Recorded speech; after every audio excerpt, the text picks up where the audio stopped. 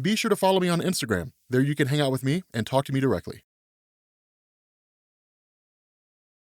Okay, so we are getting back into The Boys, and much like we did with the first video, the uncensored one is going to go up on Patreon, right? The one that we make public on YouTube for all the world to see is going to be the censored version, and a lot of that's really just kind of maintain the family-friendly format that we have on the channel, or at least as family-friendly as we can get, and then allowing the more non-family friendly elements to sort of just be broadcast out there for the world to see, right? I figured a credit card was a pretty good line of judgment there, right? I mean, parents, if your kids get a hold of your credit card, that's really more your problem than it is mine. So nonetheless, getting into this, it's a cool concept because what it does is it initially picks up with the character of Starlight. Now, this is one of the more controversial moments in the story. And the reason why is because Starlight hails from a group called the Young Americans. Now, in The Boys, there's two main groups out there, at least when it comes to the younger kids, right? There's the Teenage Kicks and then there's the Young Americans. The Young Americans are almost kind of like the Young Republicans, right? They're like really more of a conservative group, really hailing from various places, but for the most part, seeming to kind of be at least entrenched largely in kind of the heartland America sort of landscape. And then you go into the Teenage Kicks, which are more Generation X. We'll talk more about them,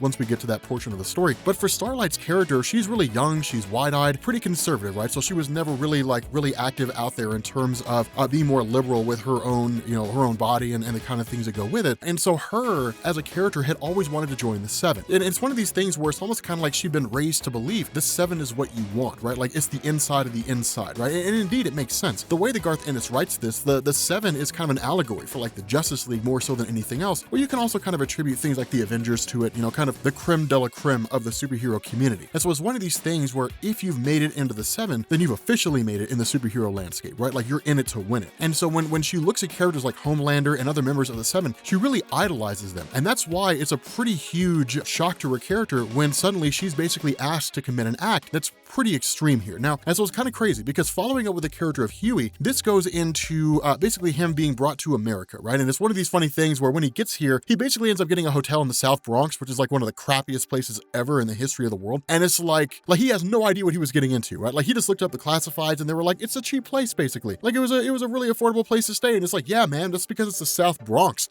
Like you're living with a bunch of meth heads and coke dealers. Yeah, of course it's going to be cheap. Like, of course it's going to be a cheap place to live. But him being brought here is basically for him to be introduced to the rest of the team, right? To the rest of the boys, to Frenchie, to Mother's Milk, and to the girl. It's kind of cool because what this does is it goes into Billy Butcher basically giving them this explanation and kind of saying, look, this is not going to be like last time. And the way that he explains this really seems to indicate that the last time the team was together, there wasn't really a whole lot of red tape, so much as there were a lot of rules they had to follow, right? Like they basically fell kind of under the purview of some organization. Most likely we can assume the CIA, just because of the fact that he worked with the predecessor to Susan Rayner, who currently runs it. But basically there was a lot of red tape. It was like there's things that you can and can't do. You got to follow the rules, all that kind of stuff. Instead, they're basically operating now under like the presidential purview, meaning that they don't answer to any of the intelligence organizations out there, right? They don't answer to the CIA, the NSA, the FBI, any unidentified agencies that are out there. They don't answer to them. They answer directly to the president of the United States. And they're basically given leniency, which means that they can tap phones, they can do whatever it is they need to do and operate outside of the law. Now, under any normal circumstance, this would be considered insane, right? This is like Gestapo tactics stuff, right? Having some kind of covert organization that exists out there. And it's one of these things where it's intriguing because people's perception of it really kind of waxes and wanes based on how they feel, right? I mean, you're like, these guys are targeting superheroes who are clearly abusing their power. But if they decided to target people, well, then it becomes a problem. And so it's one of these things where the act itself isn't really the problem, it's how they use it that's the problem, right? That's really kind of what the argument comes down to at the end of the day. And so that's why it's really intriguing here, because it's basically like we can do anything that we need to do in order to bring these guys down a peg. And so what he says is the first thing we're going to do is we're going to send a message. We're going to let these guys know that we're back in business. And this is kind of a cool thing because unlike the TV show, which really seemed to hit at the idea that Homelander didn't know who Billy Butcher was, outside of the fact that like he worked with the company at one point and Billy Butcher's wife was like the social media chick for Homelander, it wasn't as if he had operated before. As from the TV show, from what we can tell, or at least from what I've seen, the boys are the boys, and they're just kind of like, they're basically in business now. And so it's intriguing, at least in their interactions with the other superheroes that are there. But what it does here is it jumps onto the character of Starlight after she's finished this deed. And again, where you would kind of look at this and you would expect like some solidarity, right, from Queen Maeve, this idea that like there's another woman there, and the fact that that Starlight had been forced to commit this terrible act would at the very least sort of come with some kind of condolence from Queen Maeve. Like, yeah, it sucks, it blows balls, but basically you kind of have to, you got to play the game. Instead, she's met with hostility, right? Like Queen Maeve is just kind of like, yeah, whatever, who cares? Like, that's the way the game gets played. Sorry about your luck. Take your sad songs and your crying elsewhere. I've got better things to do than to listen to you. Like, it's very hardcore and it's very ruthless. And so what this does is it really kind of shows that unlike superhero themes that we would traditionally believe them being, right, in the sense of like superheroes working together and looking out for the other's best interests and different things like that, that it's really kind of every man for themselves. And all the people here are really just kind of bad people at their core, right? Like, it just really kind of seems to be crappy human beings. Now, this seems to be more circumstantial than anything else insofar as they probably started out as good people somewhere along the line. We'll kind of see how that plays out as the story progresses, but then along the way, they just kind of became corrupted and screwed up by the fact that they really didn't have to answer to anybody. And so as time progressed, they just sort of ended up in their current form. And so from here, again, we jump back to Billy Butcher, and this is really when the plan gets made, right? Because they're going after the Teenage Kicks. And what they basically say here is that as far as the Teenage Kicks are concerned to the general public, they're kind of edgy and they're sort of,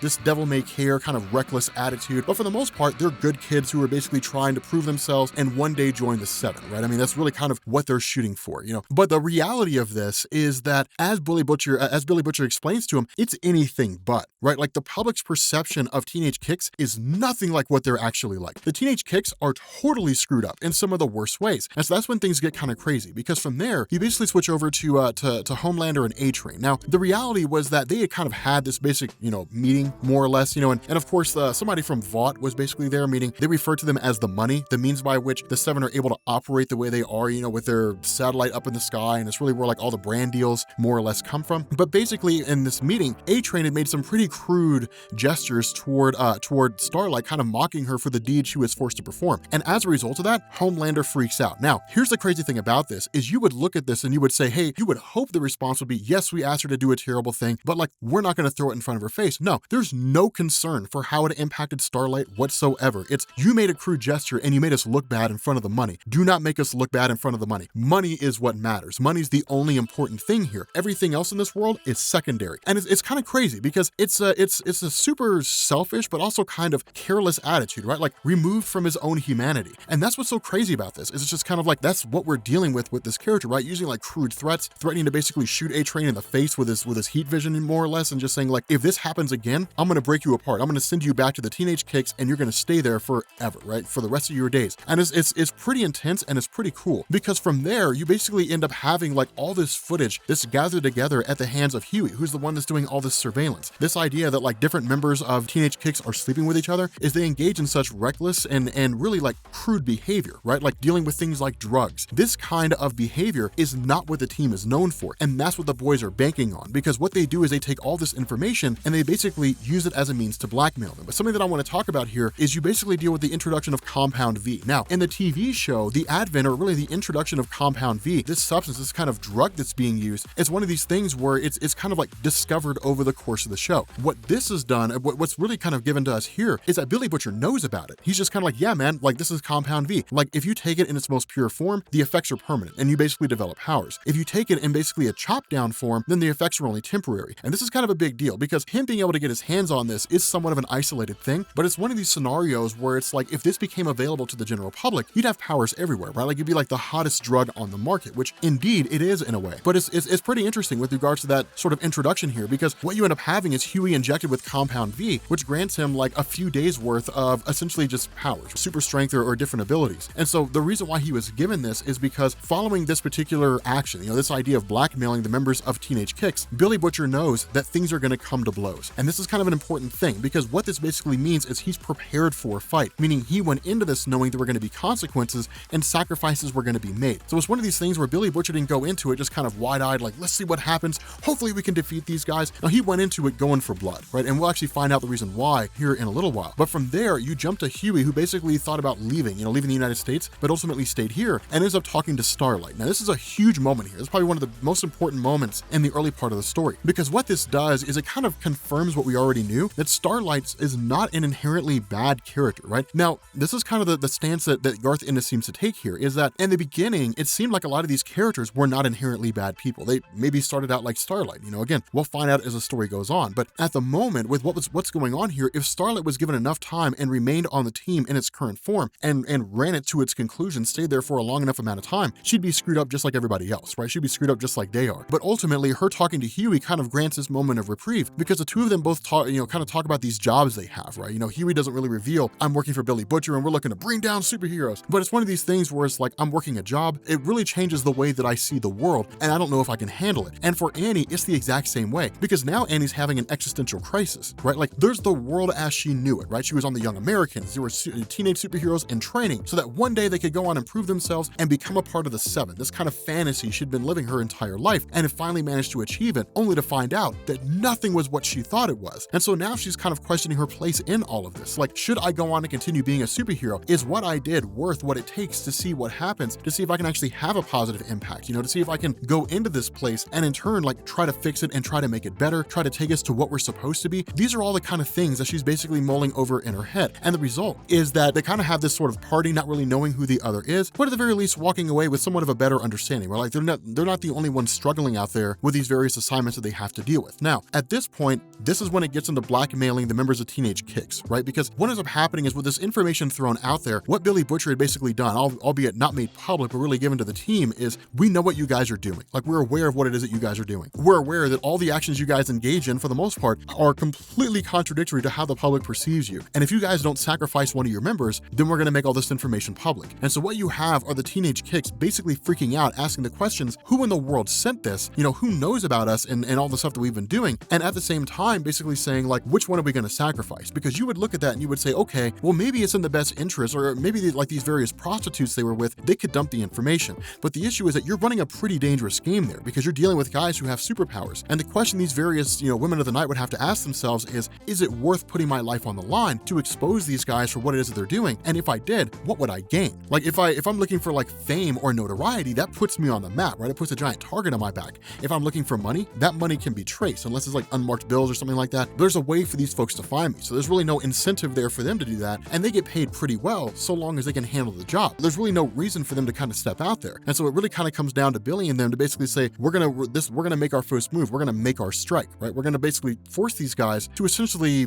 dump one of their members out there, to basically sacrifice one of their members. And that's when the question's asked, who are we gonna sacrifice? Who are we gonna give up? And ultimately, they end up settling on Shoutout. And it's one of the controversial moments, because Shoutout is a black guy and he's gay. And so it's one of these things for them to come out and say, he's a gay black guy, And so this is something that we didn't really want to bring out into the world. We didn't really want to make public because of the fact of how the world sees us. But for the most part, like, we feel like Shoutout should be allowed to be himself. And so it's kind of crazy, because while that huge press conference is going on, Homelander's basically looking around and he's saying, this seems exactly like him. This seems like Billy Butcher. This seems like something he would do. So again, the two of them have history here. And it's intriguing because when Billy Butcher seems to have operated before, it seemed to very much be subterfuge, right? Espionage, different things like that. Going in using really sneaky tactics to achieve a particular goal. It seems to really be his calling card, more or less. And so the fact that Homelander seems to know that this is Billy Butcher indicates that, of course, now the question is, who do we basically dump out here, right? Like, how do we basically inform these guys of what's going on? And so what this does is it leads to a direct conflict between the boys and between the Teenage Kicks. And the Teenage Kicks kind of go into it reckless, right? And that's one of the big differences between the Teenage Kicks and the Seven. The Seven seem a little more reserved. They're a little more willing to do their research, a little more willing to poke around and say, what are these guys capable of? The issue is that where Homelander and the members of the Seven are familiar with Billy Butcher and the tactics he uses, the Teenage Kicks are not. So they basically go flying into this thing blind. As far as they're concerned, it's a handful of disgruntled people who were angry with superheroes for some reason or another, and in turn, like, wanted to somehow frame or find some way to basically force the Teenage Kicks to dump one of their own. What they get when they get into this conflict is anything but. They basically end up coming face to face with guys who, one, have consumed Compound V to basically give themselves abilities, and two, are well trained in hand-to-hand combat and various abilities to take these guys out. And that's one of the things that Billy Butcher had really talked to Hughie about. Billy Butcher had talked to Hughie and saying, none of these guys are trained. They're given abilities, then they go out there or they at least say they have abilities and they go out there and they go on to become whatever it is they're going to become. Sometimes villains, sometimes heroes, whatever the case may be. But these are basically young kids who are just running out there with abilities and just fighting. And because they're not trained, they are no match for the forces of Billy Butcher and the boys. And so ultimately, they basically get their backsides handed to them in no uncertain terms, right?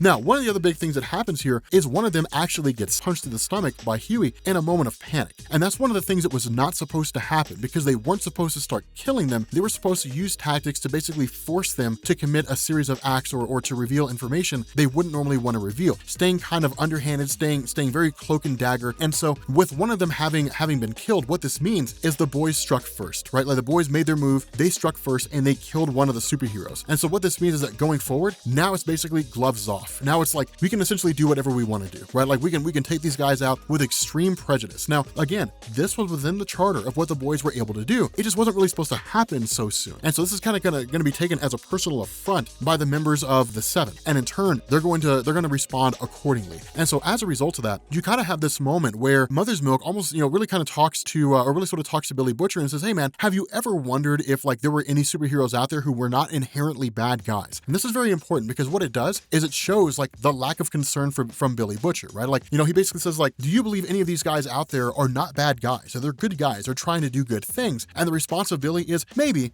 but if they are, screw them. They're gonna go anyway. So it's just one of these things where he has an outright hatred of the various superheroes who are out there. And the reason why is as he explains it to Hughie, it really is rooted in the fact that his wife was sexually assaulted by one of the superheroes. She was knocked up, and the result was that she essentially had become pregnant, and in turn, like some superhuman, fetus, whatever it is, had ripped itself out of her. And so this is really, at least seems to be from this point right now, the basis behind why Billy Butcher does what he does is because he has a straight up vendetta against one of these guys. Now, he doesn't quite come out and say it, but the implication based on the comic as well as what we've seen in the show is that it was Homelander, the one who ended up causing this. So that's really kind of the guy he's going after, the top guy here. But again, it's really intriguing, and it's a really, really good story, and it's pretty solid the way it's progressing so far. But with that being said, guys, we're gonna bring this video to an end. If you are new here to Comics Explained, make sure you guys hit the sub button to become part of the Rob Corps. If you guys enjoyed this video, make sure you drop a like, and I will catch you all later.